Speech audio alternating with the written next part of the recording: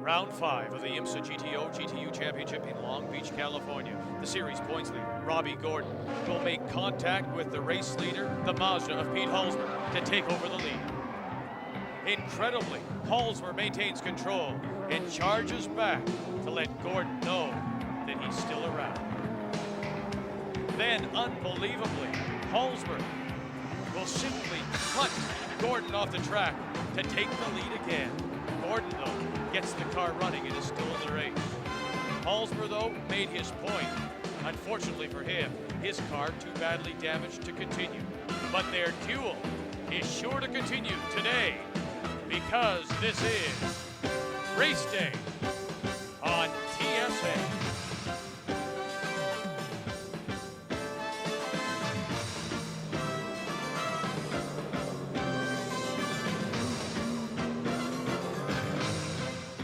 Hello again, everybody. Vic Rudder, glad to be along with you and our race analyst, the native of Hamilton, Ontario, Bill Allen, to bring you all the action from the Nissan Grand Prix IMSA GTO Championship here at Mosport Park. Last-minute preparations on the grid, focusing on the grueling 76 laps ahead. And joining our broadcast team down in the pits is Paul Chater. There are two fierce rivalries going on here today in the Nissan Grand Prix. The first is a manufacturer's battle, a fight between Nissan, Mazda, and Ford. And sitting on the front row are the two Nissans. Last year's defending champion from this race, Steve Millen from New Zealand. And beside him, the only top Canadian in the GTO series, Jeremy Dale from Toronto. In addition to the intense manufacturer's rivalry that's going on here, there is also a personal battle that comes all the way from Long Beach, California. This is the Ford Mustang of Robby Gordon, and this is a picture of Pete Halsmer. They had a coming together in Long Beach, and they're very close to each other on the grid for today's race. That's Halsmer's Mazda, just up to the front. Normally, there would be two Ford Mustangs at the front of this grid. Today, there is only one. It's driven by Robby Gordon and Dorsey Schrader. Schrader will share the car with him after his own car burned to the ground yesterday during practice. Vic, let's have a look at the starting grid. Paul, for the second year in a row, the Nissan 300ZX of New Zealand, Steve Millen is our pole sitter, had the fastest time here, and he is the defending champion. The Canadian hope, Jeremy Dale, the other Nissan 300, also on the front row, grew up at Mosport, knows the track very well. Here's the veteran, Bryce Cobb, joined Mazda this year. An RX-7 behind the two Nissans, the rotary power can be a factor. Pete Halsmer, second overall in season points, his run-in with Robby Gordon has started a duel. And behind Pete, Robby Gordon himself. Robby leads the championship, headed into Mosport, and he'll share the car with his veteran teammate, Dorsey Schrader. The fastest of the GTU cars is the Dodge Daytona of Don Knowles. Don, the defending GTU champion here, also has a number of 24-hour victories as well. The number 96 GTU Nissan of David Loring starts in row 4. David spent hours here at Mosport in the Formula Ford series. Row 6, 7 contain all-American challenge cars, yet another class of racing here. They're all designated by the letter A after their number. Brad Hoyt is a private car. An RX-7 starts in row 11. He had trouble qualifying. Many people expected him to get better. It's a 24-car field. The IMSA GTU Championship on TSN is brought to you by Yokohama Performance Radio. The green flag drops after this.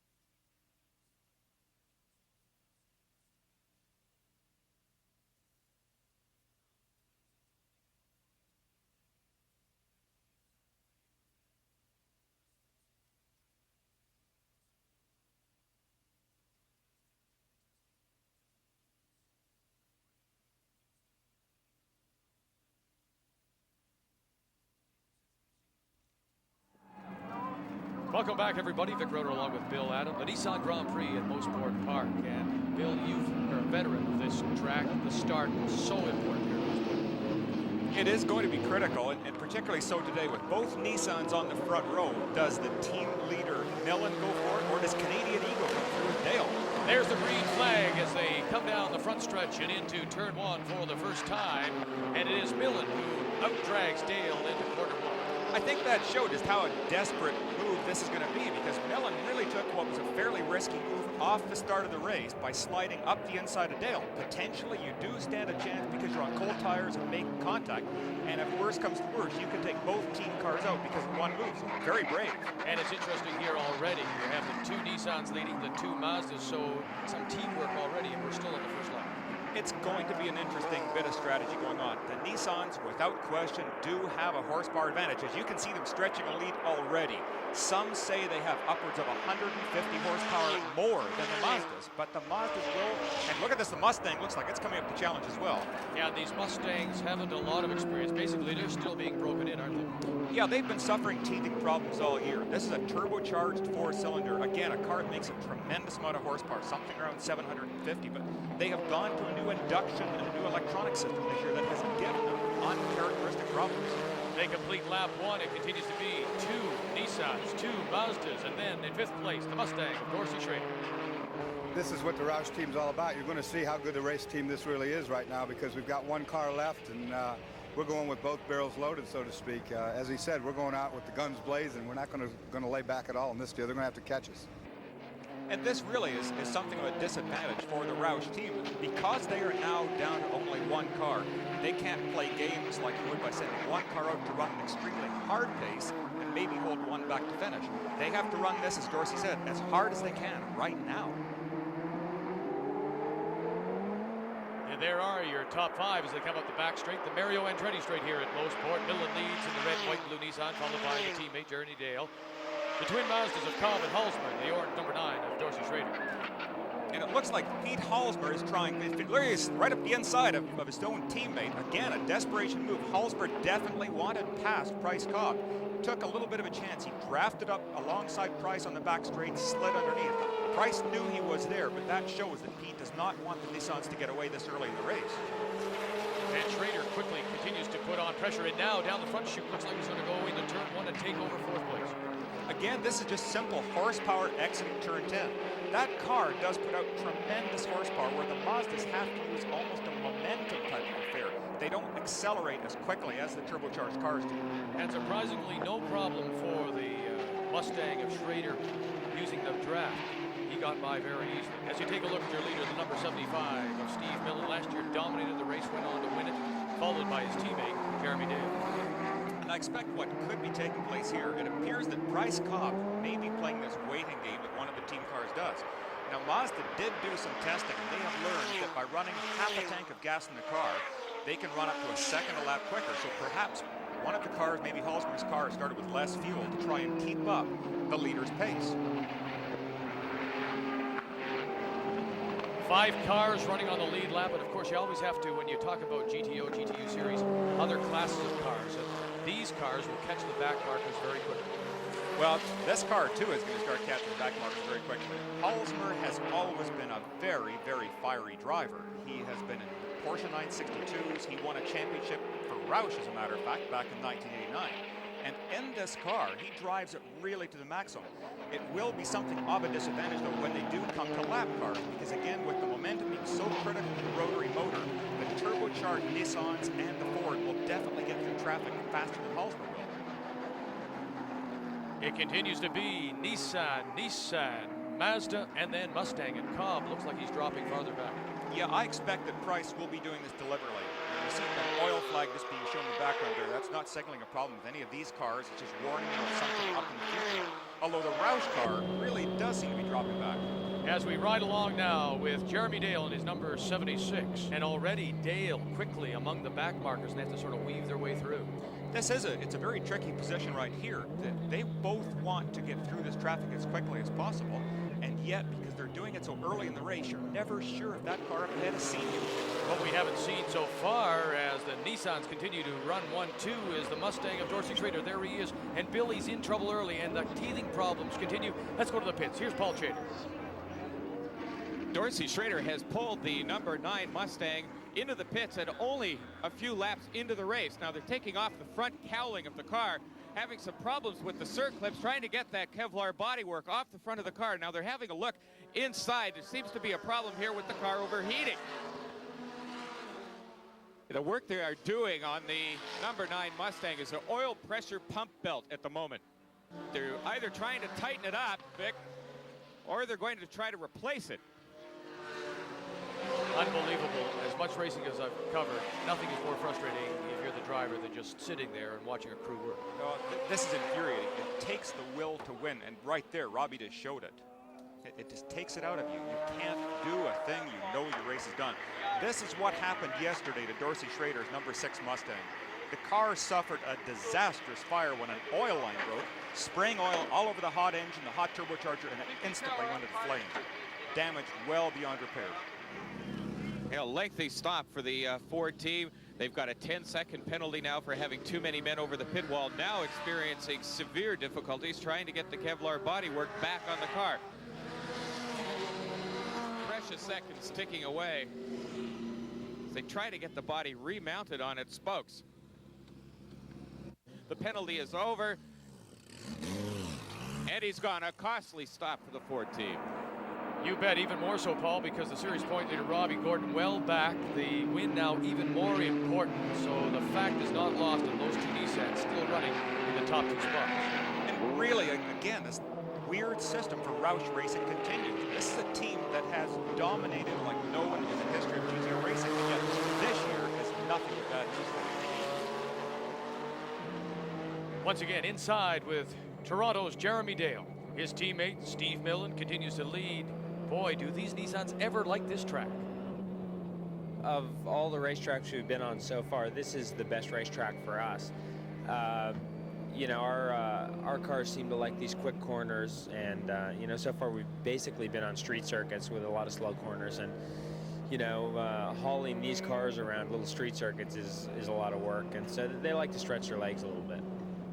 Well, it's interesting that you'll always hear a race driver say he wants more horsepower, but in some cars, you actually can't have too much. And these cars here that don't have the benefits of a ground effect system can get incredible wheel spin. You can waste a set of rear tires in a heartbeat.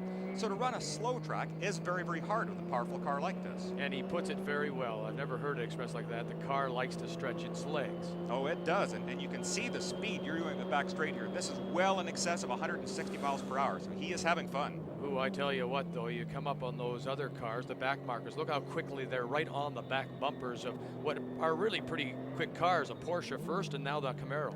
They really are quick cars, and I think that makes an interesting point, that it shows you how far developed these Nissans are, that they are going around other very, very good race cars, and yet seemingly with no problem at all. There are your top 3, the 75 of Steve Millen, followed by 76 Jeremy Dale, and the 62 of Pete Halsmer. That's the way it has been from the green flag.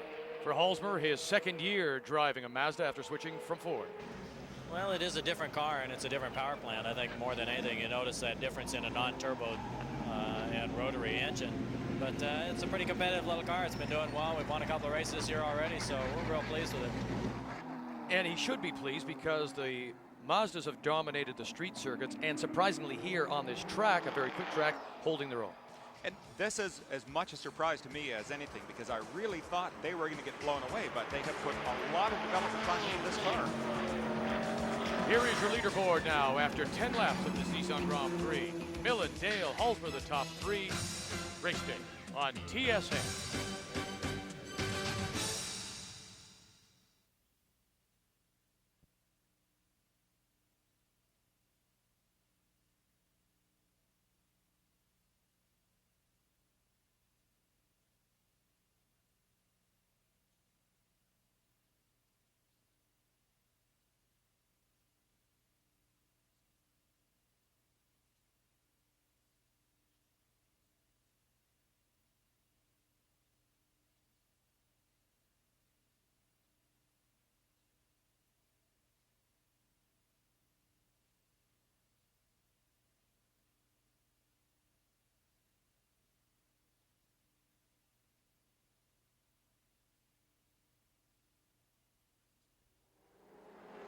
The Nissan Grand Prix IMSA GTO Championship Mosport Park. Hello everybody, Vic Roto along with Bill Adam, Paul Shader. It has been all Nissan right from the green flag. Number 75, Steve Millen, the leader, followed by the teammate Jeremy Dale, and the Mazda. Pete Hallsberg continues to run third. Yeah, and here's poor old Dorsey Schrader. He is not having a good day in this Whistler Mustang. Had a lengthy pit stop. He is battling back right now, but in 6th place, and you can see still does not look good. Unbelievable. Look at another puff of smoke. What would that be? I think, oh, just a huge blast of smoke out there. If perhaps he did lose the belt driving the oil pump early on, he may have broken a valve or a piston ring, but it looks something that is definitely terminal, I'm afraid. No doubt he'll have to bring it in, and the key to this race for him, of course, is to keep the car going, because as long as he does, he stands to pick up points, and that's all important. Let's go down to the pits again. Paul Chater, the Black Flag, probably, if not an environmental group, would like to talk to his Roush racer. It's back into the pit lane. Smoke pouring from the car. They're going to put it up on the jacks. Mechanic standing by with the extinguishers just in case. Off with the bodywork to have another look.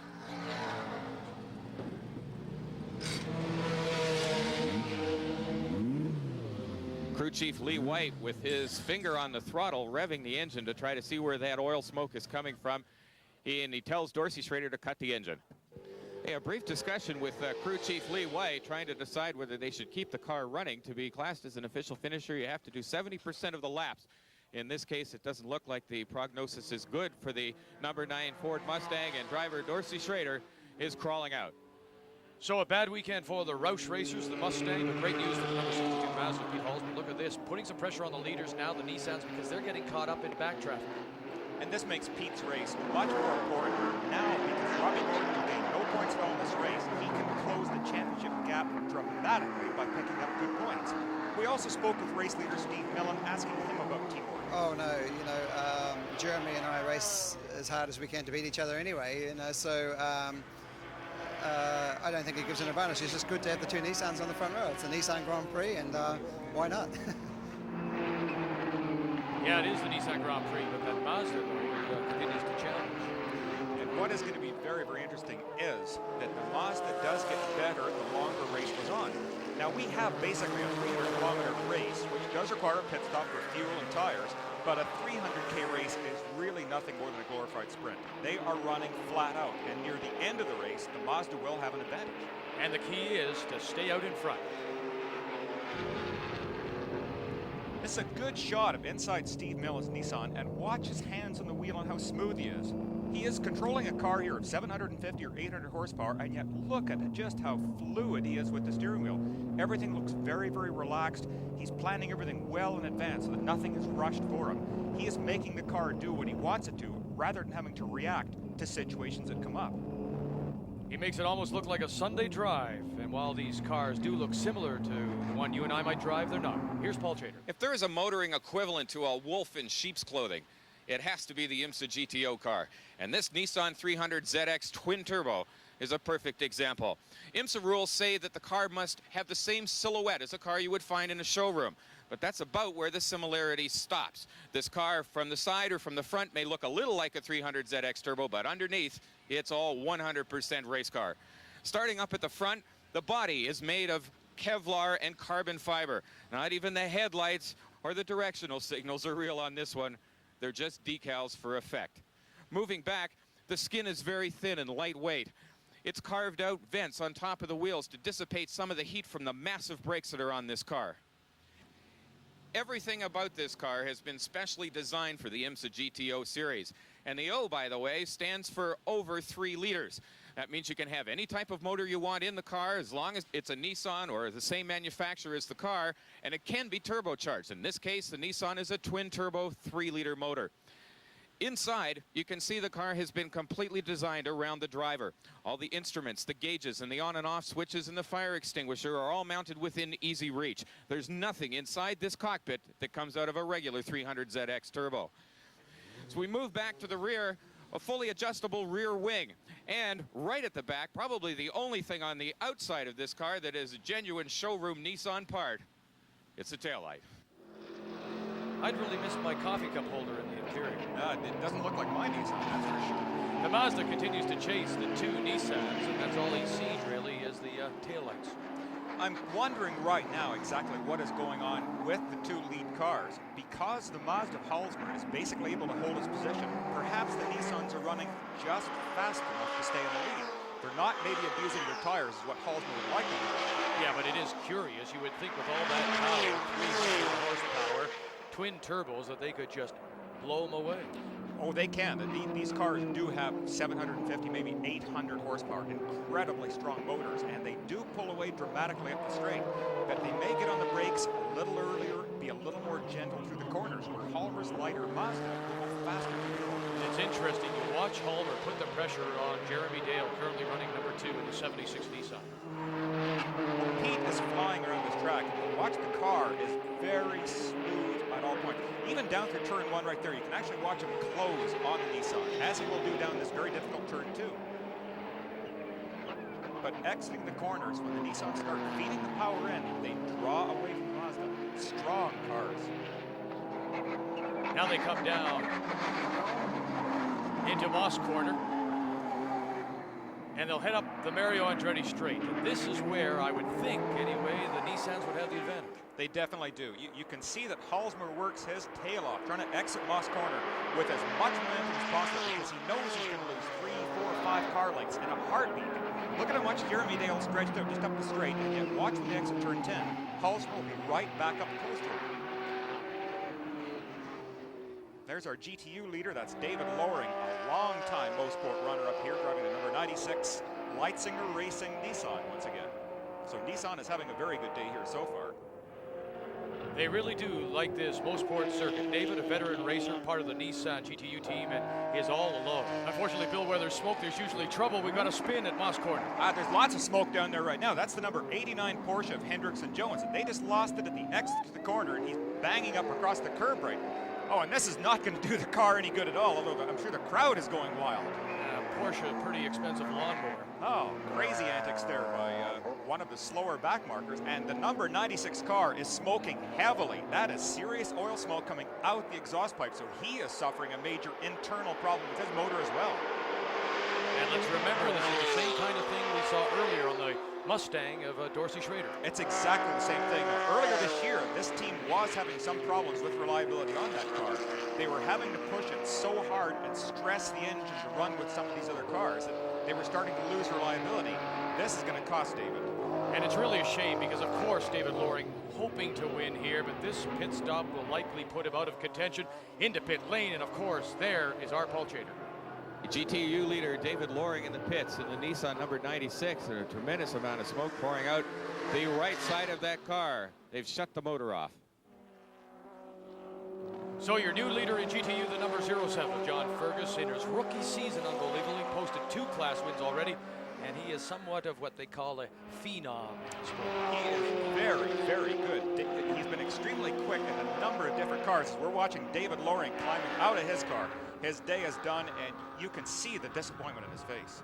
So this tough Mosport track taking its toll early on the cars here in this Nissan Grand Prix. John Fergus, your leader, actually got a racing start through a friend of his by the name of Bobby Rahal. David Loring is with Paul. What happened to the car? I guess we dropped a valve. We lost a valve earlier in the week, and I guess it's just the same thing. It's just this place just means too much to me, you know. I know everybody. I love this track. I just wanted to win here so bad. It is a special place, Mosport, when you consider the number of drivers, great drivers, legendary drivers who've run here. Well, it does have very special feelings, and I know exactly what David means. Mosport, to me, was always the most special place of all. It's still all Nissan. Nissan Grand Prix. Steve Millen leads, teammate Jeremy Dale, followed by Mazda's Pete Halsmer in third. Now back in 4th place, we're watching Price Cobb here. He has dropped off the pace a bit, but I still don't think he's going to have a problem. Now here's Price coming in the pits right now. Well, the suggestion is that he may be having some handling problems. Price Cobb coming down the pit lane with his Mazda, the 4th place car, and he pulls to a stop. The stopwatch is running. They're going to change all 4 tires and put in about 34 gallons of fuel. Cobb remains in the car. It's up on the air jacks. New tires going on. It's a long stop by NASCAR standards, certainly. We're already up to about 17 seconds as the tires go on. The air jacks being thrown back towards the pit wall. Hands up, indicating all the mechanics are clear and that the car can come down on the jacks when they're ready. They're trying to get it down. It's down now. He's underway. 33 38.54 seconds, almost a 34-second stop. That's a long one, and it's put Price Cobb even farther behind. Well, it sure has. Disappointing for Cobb. What was the problem? It appeared that the rear air jack just stuck in position for a moment, but it is up now. There's no problem, and he should run flat out from now on. We're nearing the halfway point of this Nissan Grand Prix. The pit stops become all important from here on in. Let's take a look at the standings. It is Nissan, Mazda, Miller, Dale, Holzman, Todd, the Nissan Grand Prix. Racing on TSN.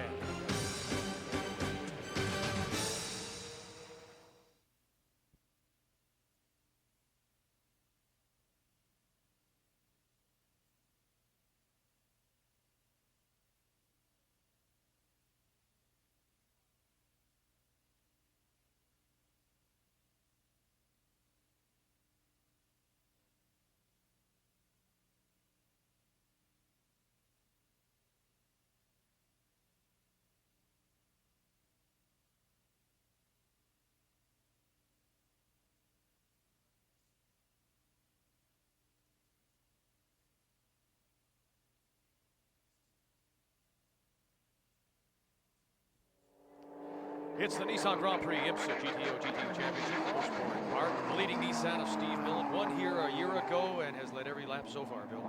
And it's going to be very interesting. What is happening right now is the Nissans are running out front, but the Mazda is staying so close, it's pressuring them. Now, how much damage is Steve Millen doing to the tires?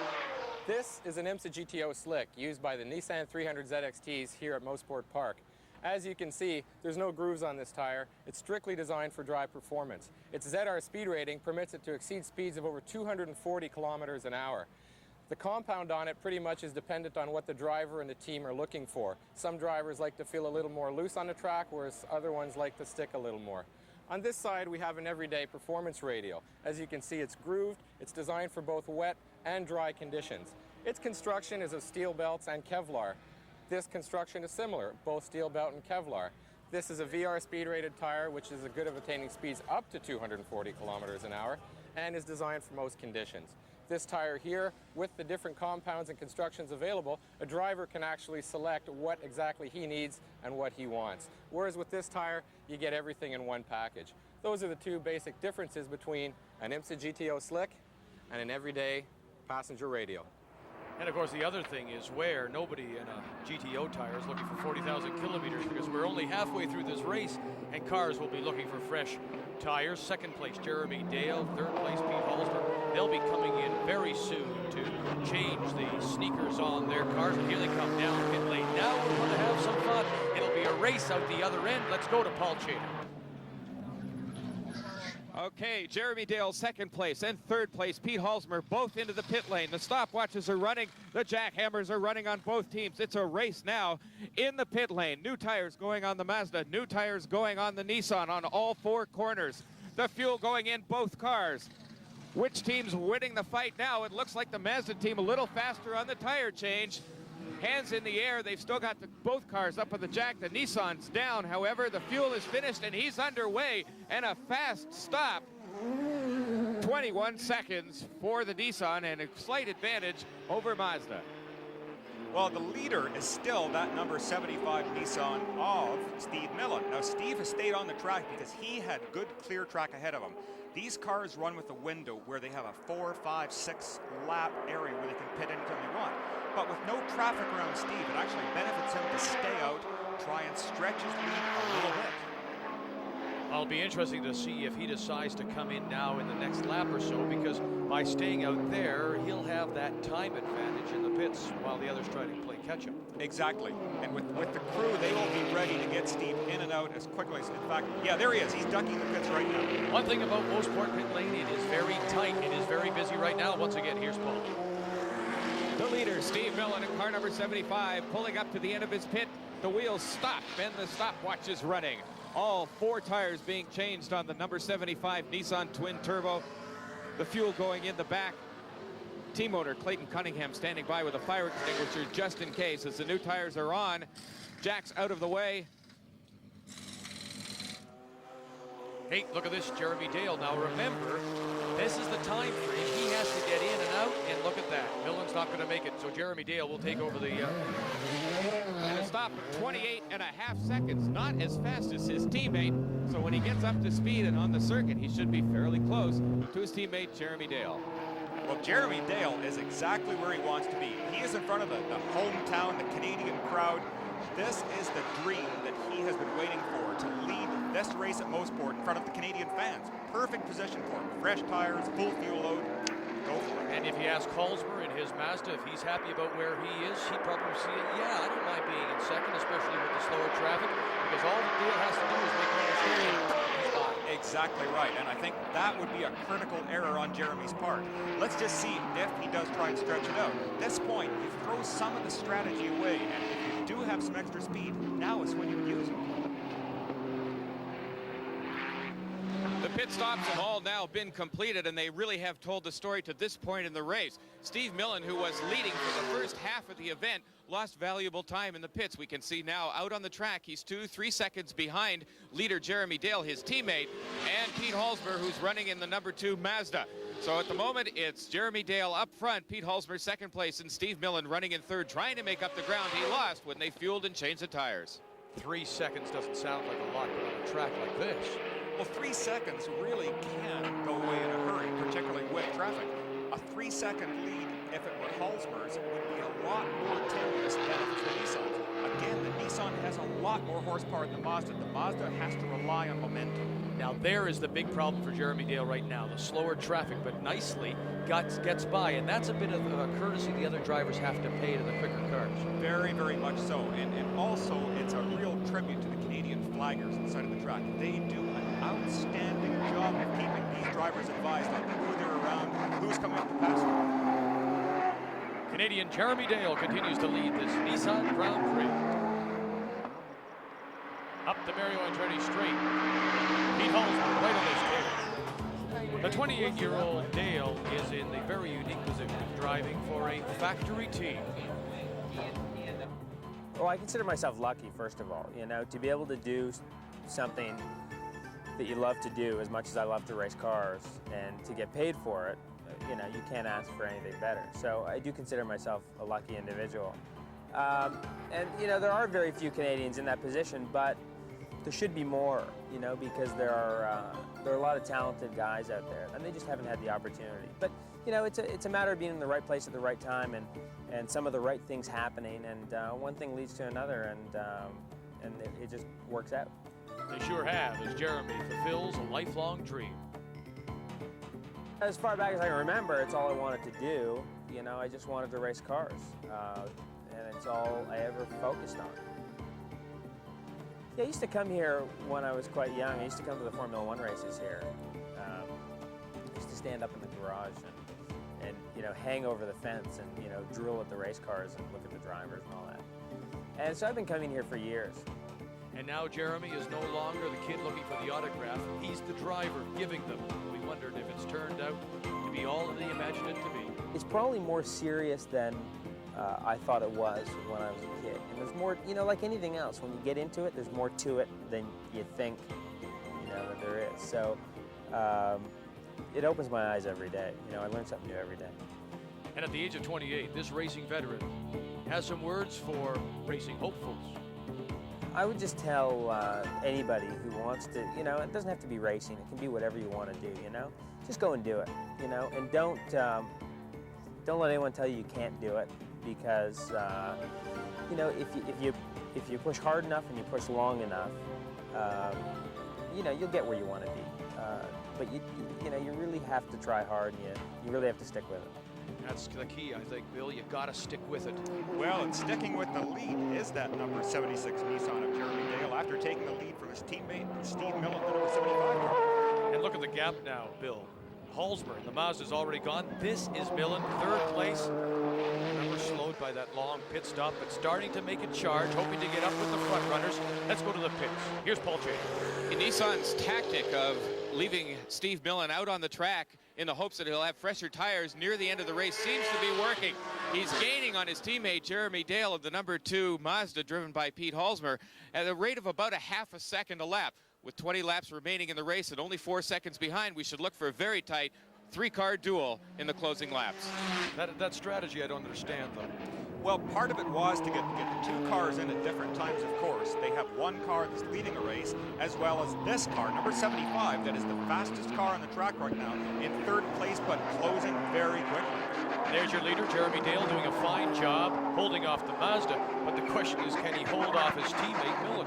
Boy, I don't think so. I think Steve is really making a charge right now, and Dale perhaps is not yet pushing the car. Millen, on the other hand, has to push. He does not have the option to. He is forcing the hand.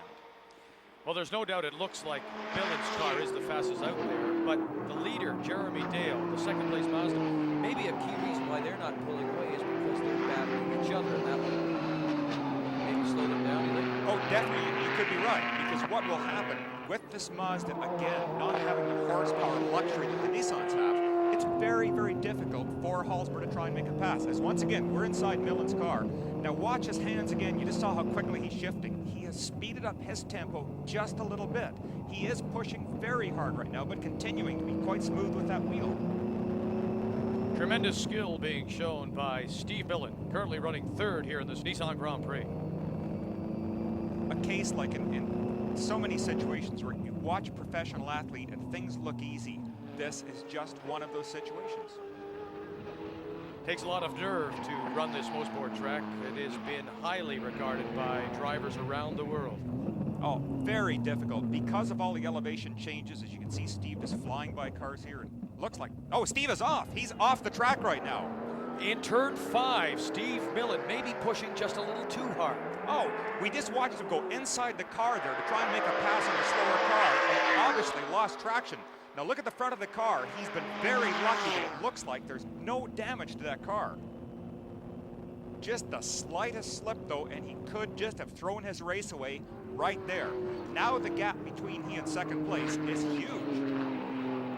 Now up through turn 9, heading into 10. And it'll be interesting to see if Millen decides to head into the pit for maybe a look-see to see if there's any damage. And Steve does come into the pits right now. What he wants to take a look at is that lower valence. Is there anything dragging, anything that may cut a tire? Here's Paul Chater. Okay, damage to the front of Steve Millen's car. He went off at turn 5. There's grass and a lot of dirt in the front of the car.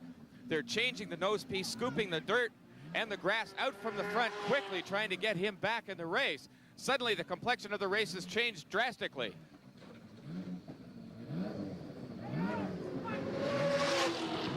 Wrestling with the Kevlar body, trying to get it on. Shot of water from the extinguisher down the front to try to cool off the car. The radiator got a little overheated, and he's back out again. And that mistake, Bill, sure to cost him this race. He won here a year ago. Let's not forget as well that Price Cobb has moved into third spot now. That is probably the most damaging part of all, that I don't know if Steve has enough time to catch Price and even get by him if he does catch him. But a most uncharacteristic mistake. This man normally is perfect in these cars, an extremely skilled driver. It shows you the slightest slip. Oh, and look at this. Hallsberg all over the tail of Jeremy Dale and in traffic. Well, Pete is really pushing hard right now, but he does have a very hard job. The only place the Mazda could make a successful pass is under braking at the entrance to a corner. He does not have the horsepower to try and get alongside the Nissan at the exit. So he has to pick his spot very carefully. Let's check in on GTU. John Fergus is 07 up front all alone. First ever race here at Mosport, and he hasn't figured it out. Boy, John Fergus, as I talked about earlier, a tremendously talented driver. He has won in virtually every type of car he's ever driven. I'm very impressed with this young fella. Here's John Fergus. I've never driven a circuit like this that is so fast that requires so much rhythm, and I like that. It's blind hills and up and down and all around, and it's beautiful surroundings, so I'm enjoying it very much. I've only had 2 sessions out on the track, so just at the very end of it, I was feeling comfortable. I knew what was over that next rise, but it's a great circuit. Well, drivers will say that. They love Mosport if they perform well, but it's the kind of circuit that just can grab you at times. His teammate, Don Knowles, impressed with Fergus as well. I think the thing that makes a difference in winning race drivers is first getting the right equipment and the right crew, because if you don't have good stuff, you can't win. Nobody carries a bad car these days. Second, I think the most important thing is intelligence and desire. If you can think about what the car needs to do, if you can talk to your crew about it, if you can talk to your co-driver about it, And if you want to win badly enough to make it work, I think that's very important. In John's case, he brings an additional ingredient. He was the Sports 2000 champ for year 2, and so he's had quite a lot of experience with small, lightweight cars where the whole objective is to keep your momentum up. So he steps into this car, and I think it's very much like home for him. John Fergus, though, has been a surprise. Hey, listen, he's a rookie of the series, never raced motorsport before. We wondered if he may be even surprising himself. Well, I wanted to do well, and I didn't know how well I would do. I think the team expected me to do well. But when we showed up at our first race and put it on the pole and won, it was just an unbelievable feeling. We couldn't have, I didn't expect that of myself, and I was so excited. It was great. John Fergus continues to lead GTU pretty much unchallenged, which is the case in GTO. Well, the battle is really, really hot. Fergus is enjoying a nice lead, but not here. Jeremy Dale, at number 76 Nissan, continues to lead, but look at Halsmer. He is right closed up on his tail. Paul Chater has an update for us from pit lane. With just 10 laps remaining, Jeremy Dale continues to be hounded closely by Pete Halsmer. The story to watch, however, is Bryce Cobb, who is sitting in 3rd place. He is 10 seconds ahead of Steve Millen, who's gaining on him at the rate of 1 second a lap. With 10 laps to go, it should make for an interesting 3rd place fight across the finish line. Yeah, suddenly Mazda challenging for 3rd place. Well, this is going to be very interesting because you can bet Millen will be just furious to get by Cobb and try and salvage some of those all-important points. Now, catching Price and passing Price are 2 different things.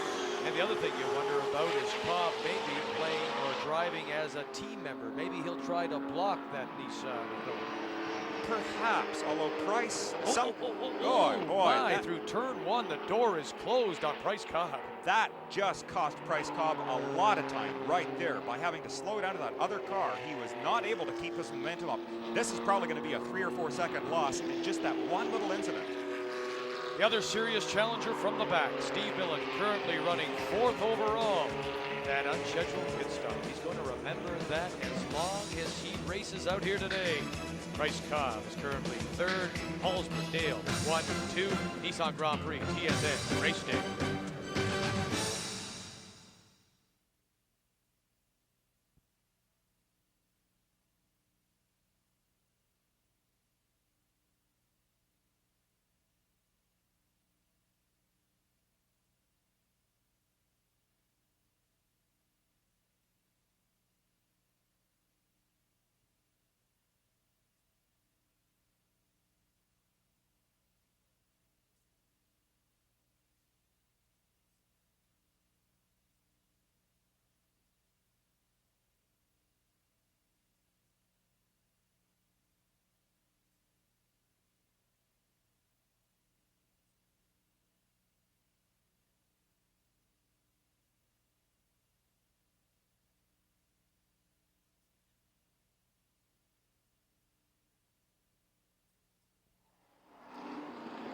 The Nissan Grand Prix IMSA GTU Championship race day here on TSN. The closing stages, watching the battle for 3rd. The veteran Bryce Cobb trying to hold off the hard-charging Nissan twin turbo of Steve Millen. Can he do it?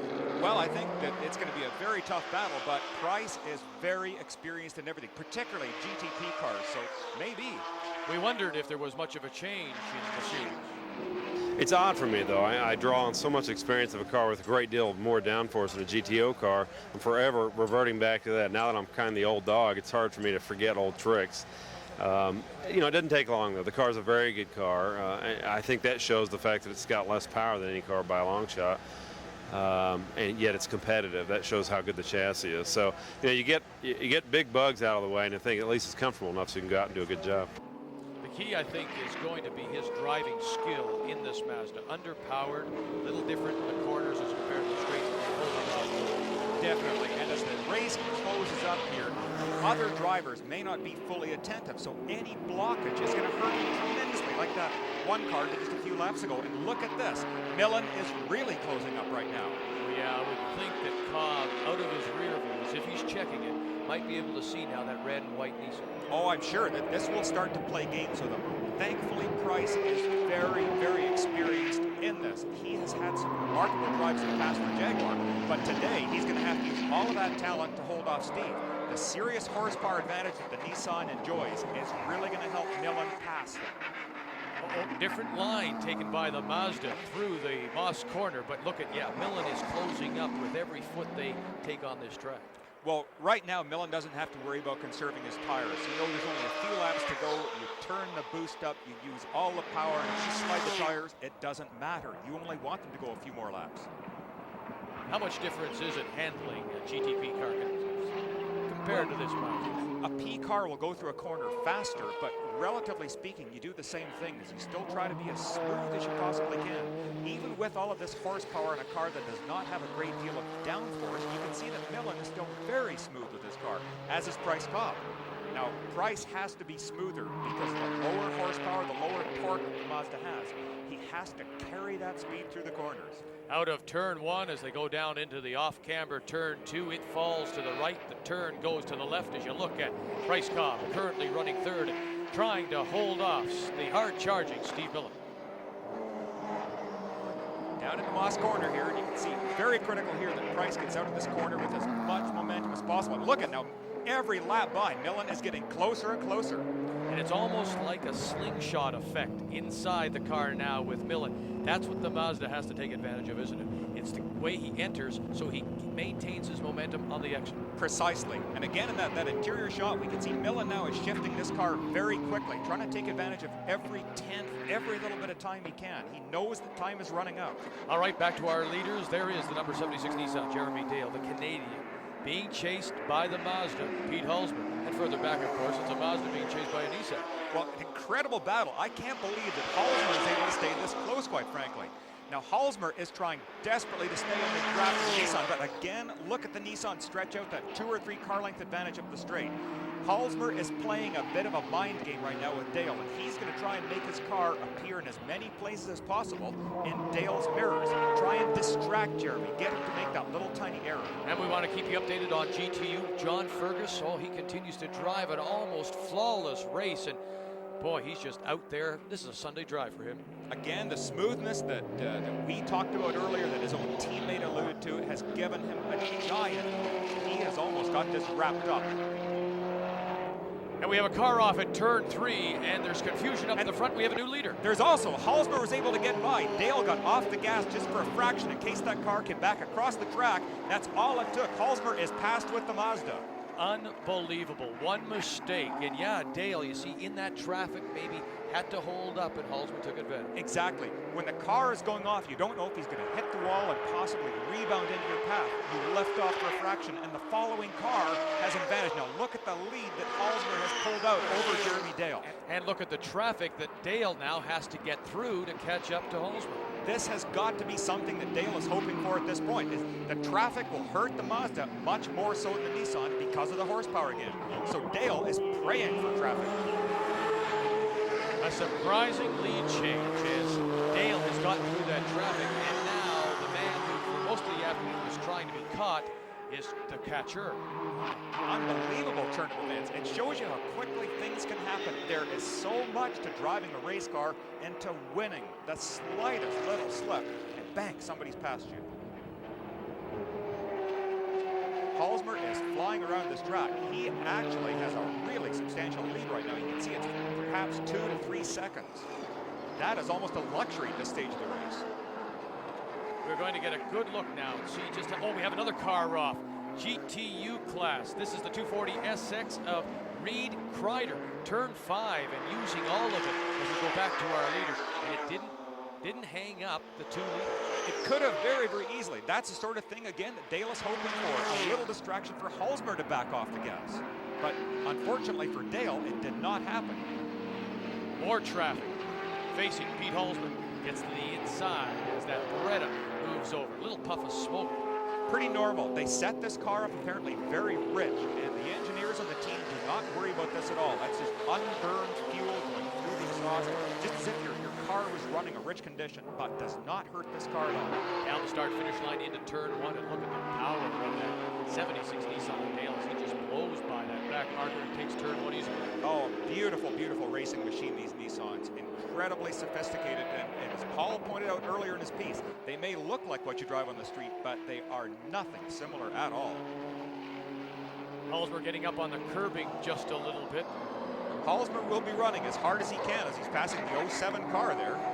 He is running very, very hard. You can see he wants to keep momentum going, does not want to get caught behind traffic. Shows you just the difference in power. And that 07, of course, is John Ferguson. He is the GTU leader. Now he's, watch this, up the Andretti straight. And look at the Nissan come to the inside of Ferguson. As there is Cobb. And now watch for, yeah, here he comes. Oh, an unbelievable show of speed by that car up here. Again, he works with 750, maybe 800 horsepower in a car that only weighs 2,500 pounds. This is 1,000 pounds less than what your street car is. There it is. We're looking for the checkered flag. There it is for the Mazda of Pete Hallsmer. The mistake by Jeremy Dale. And look at this. In the race. Here is third place right here. Now look how close Millen is coming. Now watch Cobb. He will go to the inside to try and block. He's going to hold him off. Yes, he does. Is that something? And look at this. I don't know what happened. That almost looked like frustration on the part of Steve Millen. Oh my, there is no love lost between these Mazda and Nissan drivers. Pete Hallsmer is your winner. Jeremy Dale finishes second. Bryce Cobb third as it goes. Mazda, Nissan, Mazda. There is your winner. Pete Hallsmer. Paul Cater with Bryce Cobb. It's pretty steady all afternoon, but Millen almost caught you at the end. Yeah, I mean, we were having some difficulties all day, and I just had to hang on, and Jim and the guys kept me informed as to where he was. I don't think it would have been quite as exciting right at the end if I hadn't got caught up on a little bit of traffic about 2 laps to go. I would have had, not a lot, but a little bit more than there was. But I'm sad to see that Steve behaves the way he does all the time. You come down to the last corner of the last lap, what do you think you're going to do? Just let him drive by? And that's where he caught me right here, so I didn't block him around the whole track at all. And, that's just sad. He has to behave that way. It's a little child. Gave you a little nudge going into corner 1? Yeah, after the race was over. That's just silly. I think it just shows, his lack of credibility to me. It was an unbelievable move by Millen as we take a look at the GTU leaderboard. And congratulations to John Ferguson, the rookie, wins his first time out here at Mosport in his Dodge Daytona. Paul is standing by with Jeremy Dale. The crowd on their feet for most of the race, waiting for the local driver from Toronto to win it. What happened? Well, I felt that with about 15 laps to go, Pete was just kind of stalking me, and I felt he was quicker, but I also felt I could keep him behind me. We got into a real mess down at turn 2. One car was off the road, and there were 2 cars side by side, and I picked one side, and it just didn't work, and Pete snuck up the middle, and it's one of those things. I mean, you can't ask for a better race overall, but wrong car won. That's all. Any problems with the car? No, the car was really good. The guys did a wonderful job, and the pit stop was just, spectacular. And, I can't say enough about my guys and all the Nissan folks, who have worked so hard to make this such a great event. And, there's next year. It was just a real even matchup. He had enough on the straight that I couldn't quite get to him under braking, and his tires were going away a little bit, and he was struggling a little bit in the corner that I could catch up to him there, but I struggled to try and pull away from him, and I don't know if I could get away from him anymore. Just the traffic kind of spaced us a little bit there towards the end, and I was just fortunate for that traffic. I'm not sure we could have gotten by him if it hadn't been for the traffic. He just picked one spot, and I picked the other, and it just happened to be a little better on my side. So. And you think about the one mistake that gave the win to Pete Hallsmer. It's remarkable, but both Jeremy, in fact, everybody involved today, remarkably honest and giving a lot of credit, due credit to their crew. Nice to see. Now on behalf of Bill Adams, Paul Chater, and our entire crew, I forget, thanks for joining the Nissan Grand Prix on TSN, brought to you by Yokohama Performance Radio. This is Race Day on TSN.